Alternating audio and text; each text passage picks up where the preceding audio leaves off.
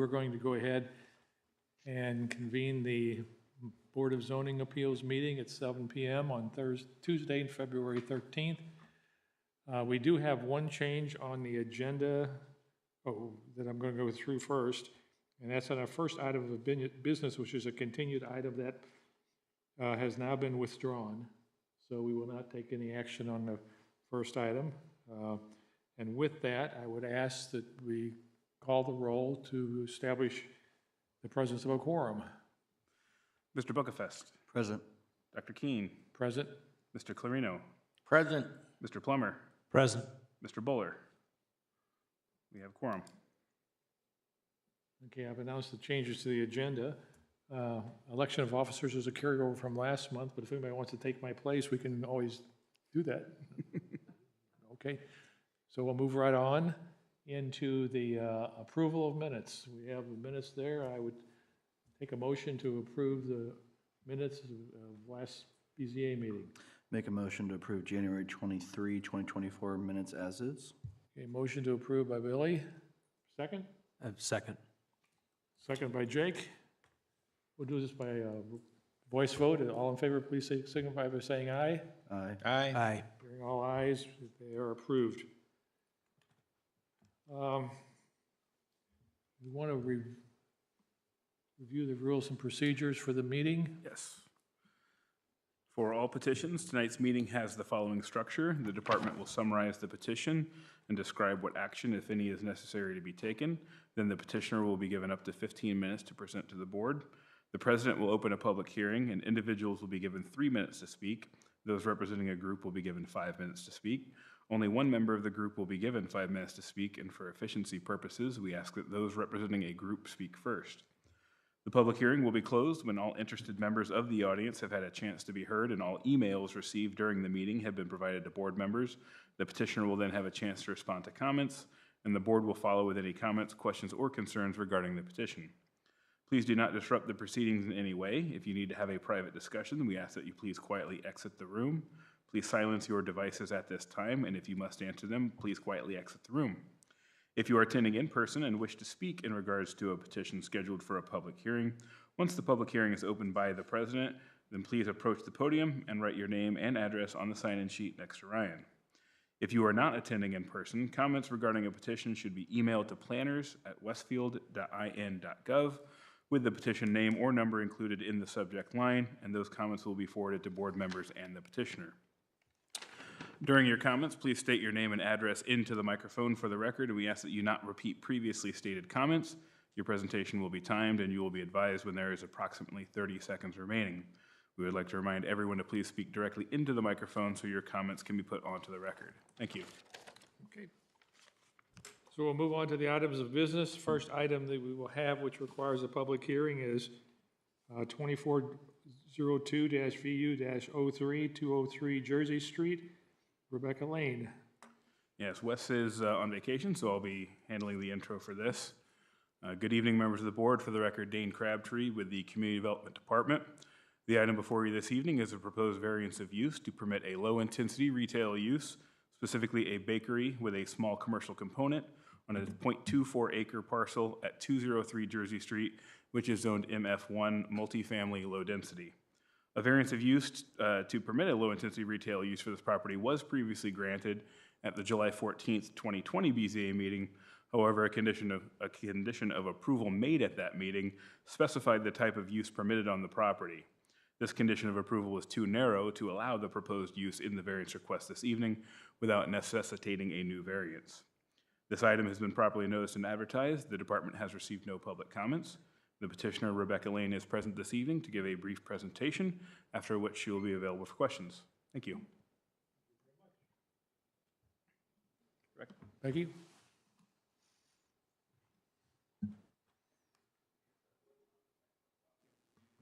Hi, how are you guys today? We're good. Awesome. Yes, my name is Rebecca Lane, 870 Burgess Hill Pass, Westfield, Indiana, 46074. So as Dane said, I am looking for a variance of use for the 203 Jersey Street property. It was previously a retail store and plant store for Remedy, and I am looking to make it a grab-and-go bakery for my business, Becky the Bakester. A little bit of history about Becky the Bakester. I started my business in the height of the pandemic in 2020, and I started it as a home-based business, and then I've continued to grow in the past 3 years, moving from my home to a commercial kitchen in Carmel. I'm currently in a commercial kitchen in Sheridan, and I'm outgrowing that location, and so it's now time for me to step up and open my own storefront. So this location would have both production for my kitchen as well as a small retail component where people can stop in, grab some pie, our gourmet marshmallows, chocolate confections, lots of different sweets and baked goods that we make. And yeah, so it'll be a grab-and-go bakery. We don't anticipate it to be any like heavy intensity. It will be no seating inside.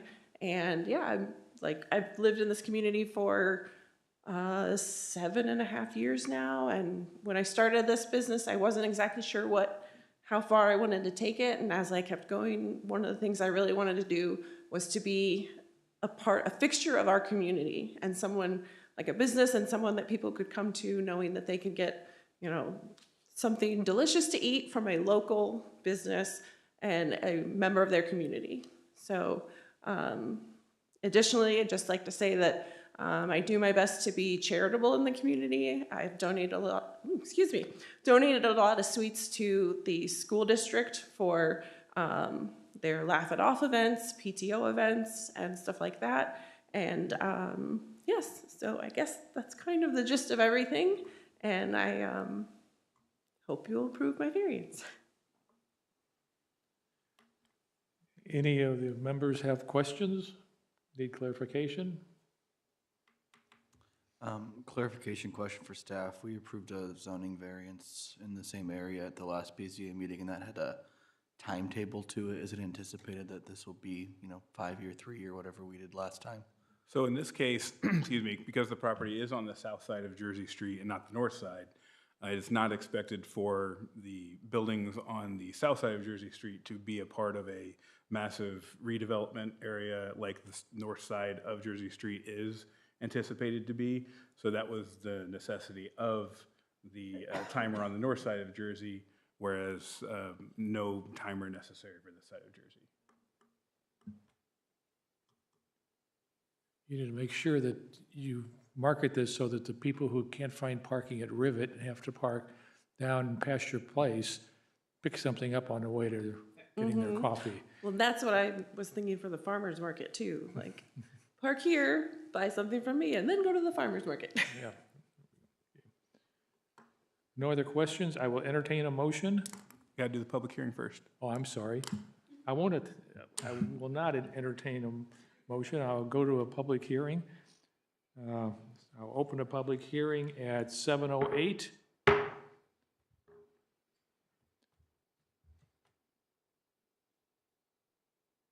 And if anyone wishes to speak on this comment, please come forward and write your name on the clipboard next to Ryan.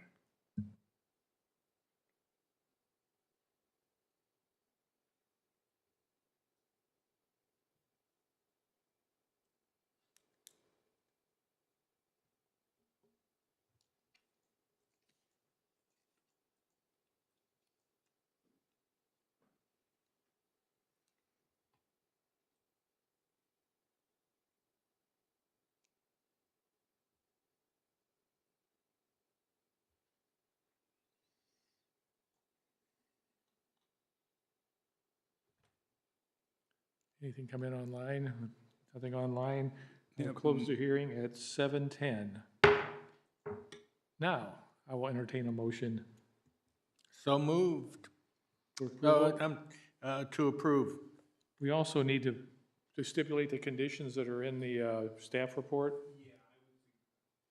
I would suggest making a motion, if the motion is to approve the variance, to actually also approve, but then also read the conditions of approval. So for example, I move to approve variance 2402 VU 03 with either the conditions stated in the staff report, or you can actually read the conditions out loud here, however. Okay, I'll make the motion to approve with the conditions listed in the staff report.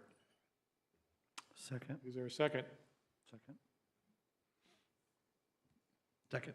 Okay, motion by Larry, second by Billy. Any comments by any of the members? No comments, call a roll. Mr. Clarino, Yes. Mr. Plummer, Yes. Mr. Buckfest, Yes. Dr. Keen. Yes. Motion carries.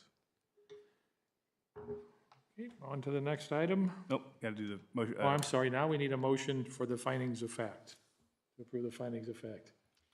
I'll make the motion to approve finding of fact on item 2402-VU03.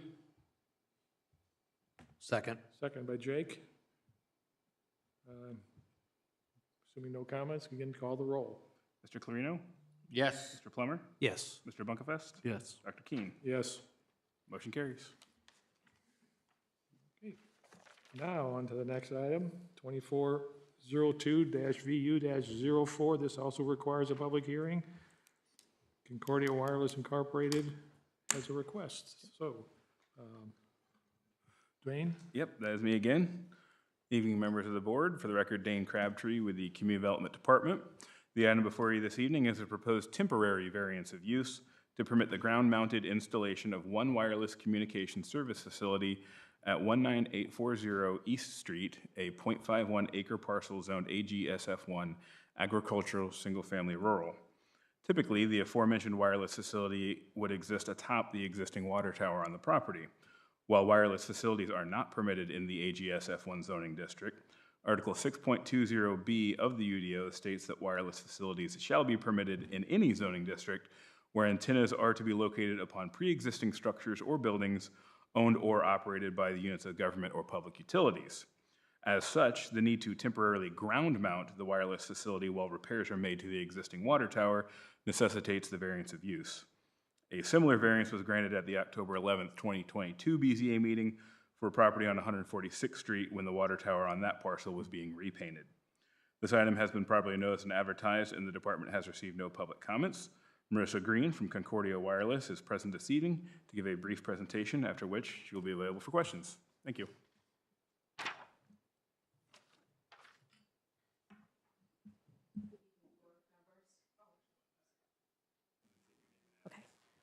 Good evening, board members. My name is Marissa Lewis Green. I'm with Concordia Wireless, address of 361 Randy Road, Carroll Stream, Illinois, acting as agent to T-Mobile. As what was presented, the petition is for grant of a variance to allow for the installation of a temporary wireless communications facility, a temporary tower. Purpose of that is for repair, maintenance that is being performed on the water tank, as well as repair maintenance that's being performed on T-Mobile's existing equipment.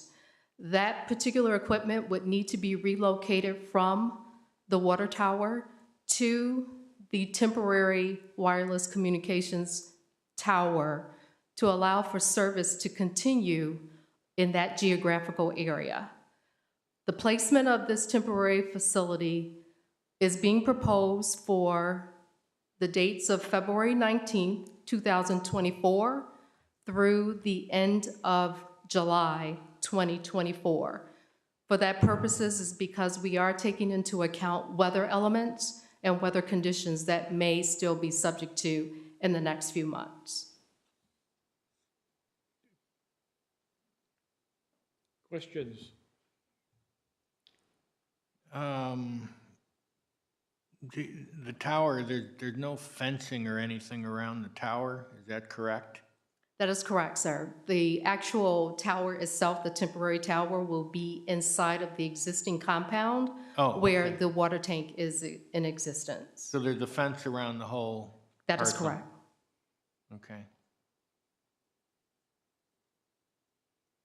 Are there questions? Thank you. Thank you very much. So I need to entertain I need to open the public hearing on 2402-VU-04. I'll open the public hearing at 7:15.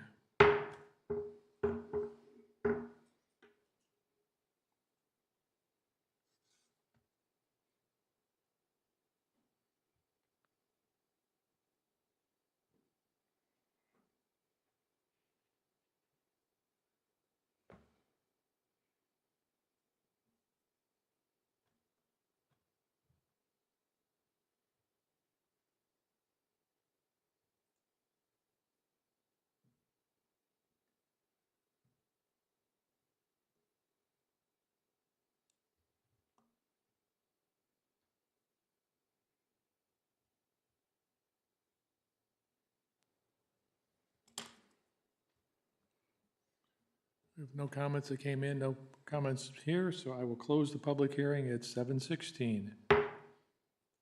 Now, I will entertain a motion on this item. I have a question here. There's an error in the application. It says June 30th, and you said July 30th?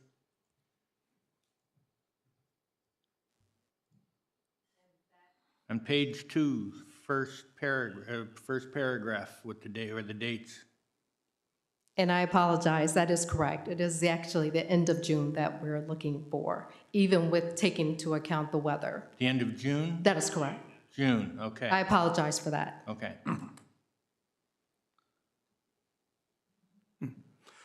So, I mean, I guess however the board would like, the recommended condition, at least in the staff report, was that the temporary element was, would need to be put back on the tower no later than August 31st, 2024. Again, weather is really the main reason for that. I mean, staff is comfortable with as late as August 31st, but if you want to amend that to a different date, that certainly. The question was just more of, Sure. do we have to change something before we can vote? That's all. No, yeah, not if it's. I wasn't bringing up No. a problem here. You're good. So is there a motion on this item along with the conditions and this variance will then extend to August 31st, 2024? Motion to approve. Okay, I'll second. a motion by Jake, second by Larry. Discussion? No discussion, please call the roll. Mr. Plummer? Yes. Mr. Bunkefest? Yes. Dr. Keen? Yes. Mr. Clarino? Yes. Motion carries. Moving on to the findings of fact. I have a motion to approve findings of fact on this particular item. I'll make that motion. All right. I will second that motion. Okay, Billy seconds. A motion and a second. Any discussion? No discussion, please call the roll. Mr. Plummer? Yes. Mr. Bunkefest? Yes. Dr. Keen? Yes. Mr. Clarino? Yes. Motion carries. Good. Next item, which also requires a public hearing, is 2402-VS-04. Variance of development standard being requested. Here we go.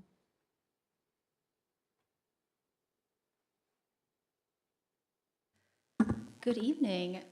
Thank you, Mr. President. For the record, Lauren Gillingham with the Community Development Department.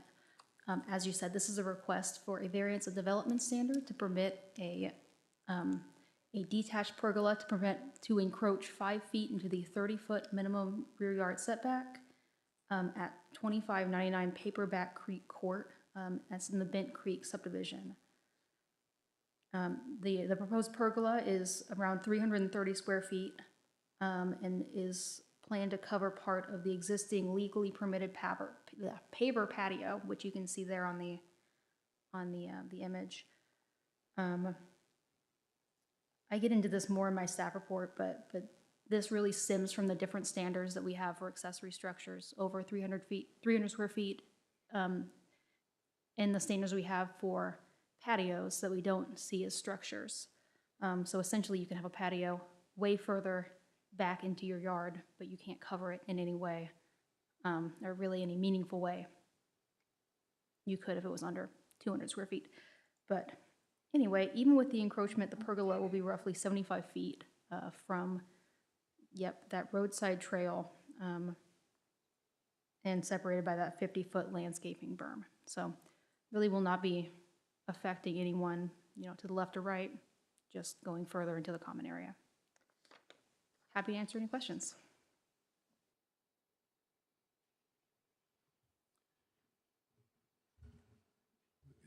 Is petitioner here to present?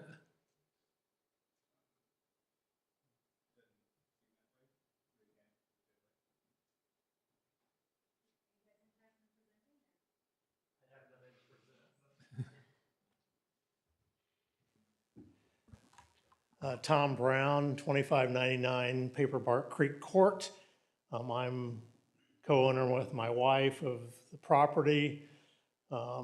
We had the paver patio built in spring of 2022, and we haven't used it as much as we would like to, just because the summertime temperatures out on the patio get pretty extreme. And we would like something to cover it and make it useful in the summertime, more so than it has been to date. I think everything else that Lauren said is pretty appropriate and nothing more to add. I will entertain any questions. Are there any questions of the petitioner? No questions? Okay. I have a question for Laura, and I just want, how high is that berm approximately? I'm not sure. Generally, we do 3 to 6 feet undulating. Yeah, I think, I don't know for sure either, but typically a berm of that nature would be 4, 5 feet, somewhere in that range. So about half of the pergola would be covered visually just by the berm, and then if there's shrubbery, I see shrubbery, but we never know if that's alive or dead, but Yeah, I mean, that those would are, cover the rest of it. I can say that if you kind of drive through this area on Google Street View, it is very hard to see the backyards. So I'm not sure how much of the pergola would be covered. And also that side of the pergola is gonna have kind of a wall. 2 sides of the pergola are screened. Yeah, if you can see there, that kind of thicker line. Oh, to the left, Dane. Oh, yes, yeah. So they'll be also kind of hidden from view, so nobody driving past is gonna see you hanging out in your patio. Any other questions? Any other questions? Okay, I will entertain a motion. Sorry? Oh, public hearing. I'll get this right before my term expires. It is now 7:23. I'll open the public hearing on 2402-VS-04, the request for variance standard for the pergola construction.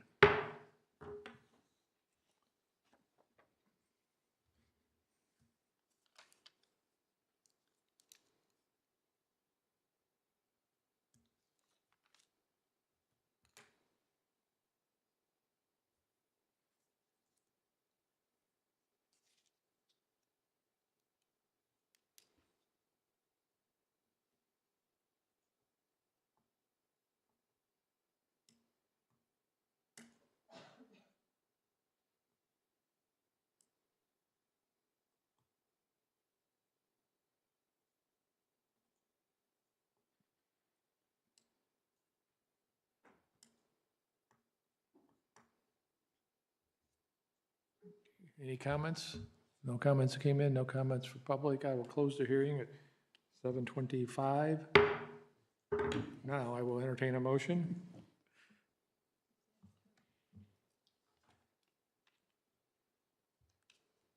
Motion to approve With the conditions? with the conditions listed in the report. Can we see the conditions just to make sure we know exactly what it is that?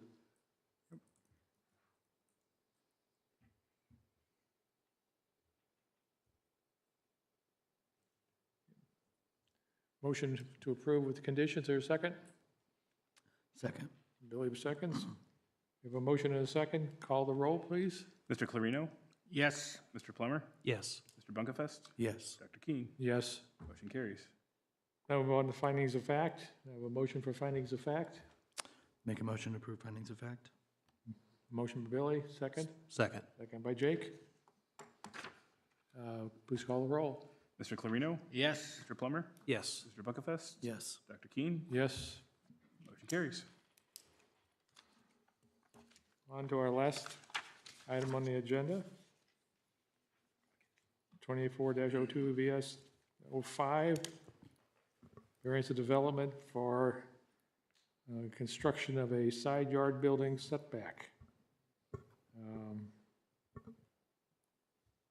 You're on. Thank you, President, members of the board. For the record, Ryan Collingwood with the Community Development Department. The subject property is about 0.43 acres in size and is located at 19024 North Brook Circle within the AGSF1 Agricultural and Single Family Rural Zoning District. The petitioner is requesting multiple variances of development standard, to bring a legal non-conforming lot into compliance and to encroach 26 feet into the 30-foot minimum minimum side yard setback to permit a detached accessory structure. The subject lot, which was created prior to zoning being adopted, is deemed a legal non-conforming lot due to the characteristics of the property not conforming to the standards of the applicable AGSF1 zoning district. The variance request included in this proposal to modify the minimum lot area, minimum lot frontage, and minimum front yard setback standards are solely to bring the lot itself into compliance. Additionally, the petitioner is proposing to encroach 26 feet into the 30-foot minimum side yard setback to accommodate an accessory structure. For additional context, as the board may have noted in the corresponding staff report, the Brookview Place subdivision would not be permitted in AGSF1 today. Rather, it would be more closely in line with the city's SF2 or SF3 zoning, for which the side yard setbacks would be 12 and 10 feet respectively. Furthermore, the proposed building, as shown in the site plan, is approximately 1,000 square feet in size. If the proposed structure were to have been 200 square feet or less, the zoning ordinance would permit the structure to be as close as 2.5 feet from the side yard setback. This item does require a public hearing tonight, which has been properly noticed and advertised, and staff has received 0 comments related to the petition. The petitioner is here this evening. I don't believe they plan on making any sort of presentation, but they are available for questions, as am I if you guys have any for staff. Thank you. Does anyone have any questions? I've got a question, I guess the main question is just beyond the plan that's listed there, is there any additional information or is it missing that just shows the elevations of the roof plan of this? Yeah, so the site plan here shown just kind of outlines the proposed location, kind of outlining the 26-foot encroachment into the 30-foot side yard setback. As far as that, no, there were no elevations or anything submitted to this due to the nature of the request being mostly for non-conforming standards and the side yard setback encroachment. I guess I can elaborate a little bit. There is, excuse me, a standard in our UDO that does require accessory structures to, I can't recall what the exact standard is, but to be of a like, not to, what am I thinking of? It has to reflect of the neighborhood. It can't like be out of place. There are standards already in place for that. So I guess if that was a concern, that would be something that would checked at the time of building permit So issuance. it would comply with it, this is just about the variance. Correct, For all yeah. of the conditions that. Yeah, if for some reason there were elevations submitted with the building permit that didn't follow a standard, they would have to come back. Okay, I have a question. Cool Creek runs along the very back of the building. Is Cool Creek on the property? It does, yeah. So we found that out when the petitioner came in for pre-file. So we did realize that the floodplain does encroach about 30 to 33 feet into their property. So that's why the 33-foot minimum is provided on the site plan, because obviously the proposal will not encroach into that floodplain. Seeing the 33-foot measurement on the site plan here, it will be at least 33 feet away from that rear yard lot line. So the building will be a minimum of 33 feet from Cool Creek? No, so the floodplain itself does exist on the property. Yeah. What this site plan is conveying is that approximately Cool Creek floodplain is 33 feet onto this property. This building will not be permitted to actually encroach into the floodplain. without some sort of remediation. That's a requirement of our floodplain overlay. So while this does say 33 feet, it may be a requirement that the petitioner would need to move it forward a little bit. This is just an approximate location of where it would need to be placed to be out of the floodplain. Could we bring the other, yes, where within that rectangle is it located? It's at the rear of the property. Somewhere in the back there? Yeah. Okay, so to the east of that, is that going to be commercial I mean, is that in the comp plan targeted to be commercial property? Or is that potentially residential? I don't believe so. I believe that also falls in the new suburban area of the comp plan in which this residence also falls. Let me confirm that in my staff report. It's Because I in mean, a there's Flippin's Road, we're PUD. not very far from East Street. Yeah, that is in a PUD, so I'm thinking that's the Midtown Plan Unit development that This is exists down the there. hanky thing around 191st Street roundabouts and Yeah. everything there. So Yeah. that's pretty much going to be commercial with some retail. I mean, that's what it was originally. Yeah, I mean, high-end commercial office, things like that, yeah. Okay. So I guess to also clarify, the 33-foot rear yard setback as shown here, that would comply with today's rear yard standard. It's the side yard setback to the south. Or, yeah, south, right? South side. Correct, yep. That is the request. They're not proposing to modify the rear yard setback for this. Yeah, forgive me if I'm if I'm not understanding this. Is Cool Creek on the property? Cool Creek itself is not on the property. not on, The okay. floodplain The of floodplain Cool is, Creek okay. is. Excuse I me, yeah, gotcha. yeah, sorry about Yep. that, Larry. Yeah. Yep. Are there other questions? Oh, Yeah, one question, and again, this is obviously a drawing, so spatial reasoning's thrown out the window. But we're encroaching on the side, but still have adequate space on the property, right? Is that just preference of the owner to have it as close as possible to the left property line? Or is there not the ability to centralize the structure and not encroach on the side yard setback? I believe in previous conversations with the petitioner, they wanted to, if you go back to the aerial, Dane, I believe there was an existing, no, it's not going to show it. I believe there was a drive, not a permanent drive, but they were using the space in between the house and the south lot line to, I guess, kind of drive up to the back of the property. So I think the location, yeah, was the desire of the petitioner to be that, I guess, located in that specific area. Yeah, you can't see it because the yellow line is too thick, but there is a drive down here that had been used by the current owner and previous owner to park back that So to way. confirm, the structure would align with the previously used drive, That's accurate. more or less? Generally, yeah, I think you're right, Billy. Thank you. Is the setback on the other side of the property 30 feet also? Correct. Wow. Yeah, which is, well, and that's, yeah, the AGSF one zoning that applies today, it's makes it difficult and challenging to do anything meeting those setbacks because this would not be an AGSF one subdivision today. It just predates This was zoning. built 64 to 72, this area, so. Yeah. Final question, the proposed garage that's attached to the existing structure, obviously this is stamped in 93, so was there a garage added previously to this? Is that what's shown? Sorry, if you go to the hand drawing Yeah, and go down, I just want to make sure, we're not considering that, right? We're just Correct. considering the structure.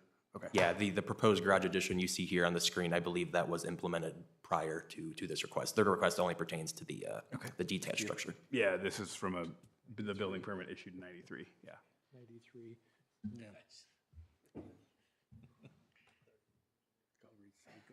Any other questions? If not, this requires a public hearing. So I will open the public hearing at 7:34.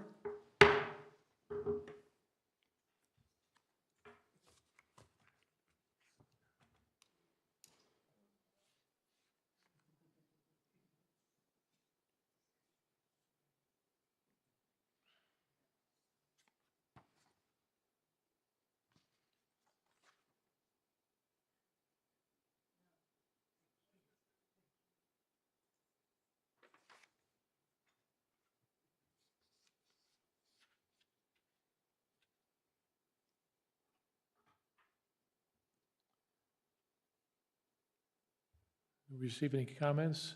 Were there any comments on this from neighbors? No. Nothing No, came? no reported written documentation, correct. Okay. Okay, I will then close the public hearing at 7:36. And I will entertain a motion on this particular item. Make a motion to approve 2402-VS-05 with the recommended conditions inherent to the staff plan. Motion by Billy, is there a second? Second. All right, second by Jake. Any questions? If not, please call the roll. Yes.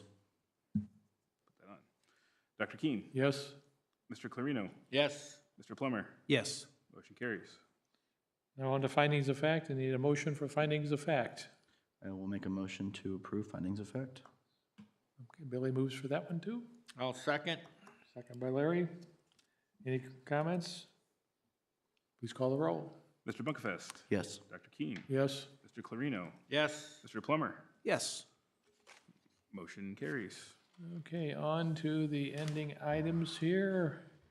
Reports, comments, Plan Commission liaison. That is I. I'll just make a couple of comments. They've approved, at the last APC meeting, they approved the Urban Apples request up on Spring Mill Road. There were 3 PUDs presented. One was moved forward, and Billy told me that the council approved that one last night, Kimblewick. And the other 2 now will be planning next week's APC planning session. And then I think one that's kind of surprising, I always wondered, I go by there a lot, right by, just to the east of the car dealership, Tom Roush, just to the east of that, the Grand Millennium, which has all that property north of 169th Street, has now property to the south of it, all the way down to where the apartments and retail is being built, where all the land was cleared. So that was approved to be part of the Grand Millennial project, and that's to expedite the extension of the road south so that Westfield Boulevard actually becomes the north-south access road. Hopefully we'll take a lot of traffic off of Union, since that's my main access road, and it looks pretty promising. It doesn't look like much now because it's nothing but trees, but that's a pretty exciting area there for commercial growth and car movement. So that's all from the Plan Commission. More than a previous session. I think we'll have a lot more coming in the future here. Community Development Department, anything? No comments this month. Nothing? All right, and I'll entertain a motion for adjournment. Larry moves, Jake? Second. All in favor, please signify by saying aye. Aye. Aye. Meeting adjourned.